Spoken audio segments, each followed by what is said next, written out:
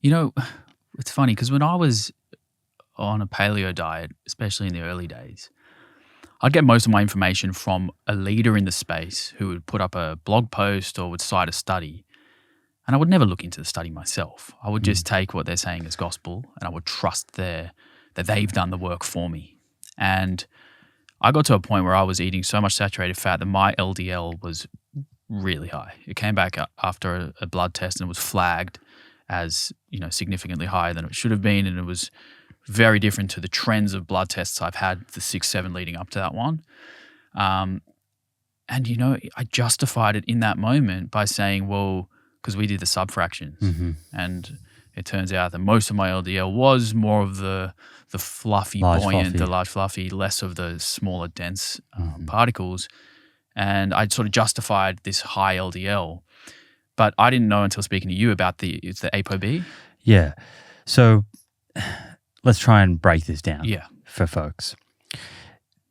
There are a number of different atherogenic lipoproteins. Atherogenic lipoprotein, essentially what that means is these proteins in our blood that carry cholesterol and triglycerides. Some of them can enter into the artery wall and become stuck. They get retained in the artery wall and you can develop plaque buildup. Those ones that get stuck we call atherogenic. So there is LDL cholesterol or LDL particles that most people have heard of. That accounts for, in most people, about 90% of these atherogenic lipoproteins. And that's why on your standard blood test, that's what you would see. But as research has progressed, we've realized that other lipoproteins, IDL and VLDL, they're also atherogenic, and they also meet this criteria of being able to enter the arterial wall and become retained and contribute to the development of plaque. Now, the commonality of all of these atherogenic lipoproteins is the type of protein. And so this protein is called ApoB for short. Mm-hmm.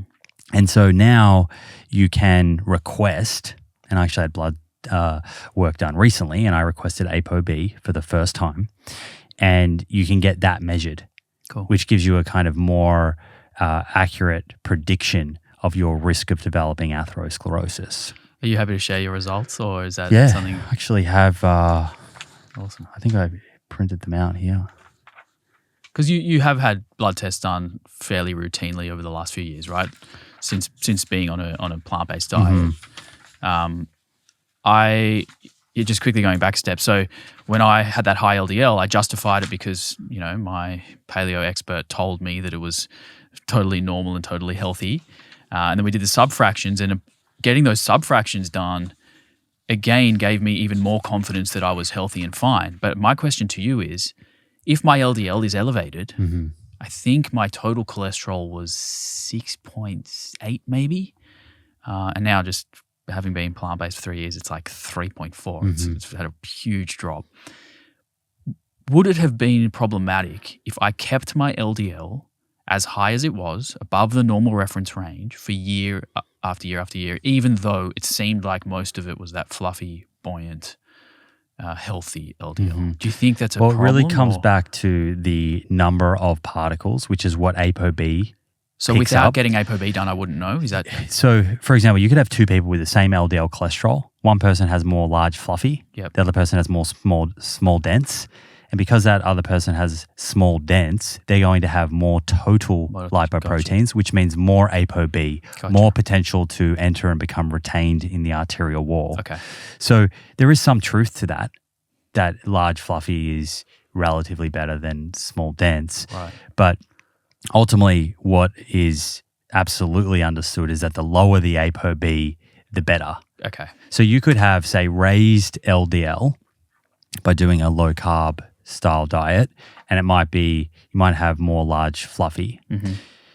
But your ApoB is still higher than what it would be if you adopted a higher carbohydrate diet, a more plant-based diet with unsaturated fats, for example. Yeah.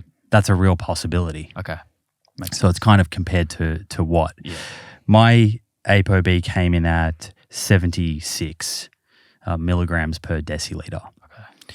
And so I think I've mentioned on this show quite a few times that when you look at a whole range of studies, be it observational or you look at clinical interventions where they lower people's LDL cholesterol.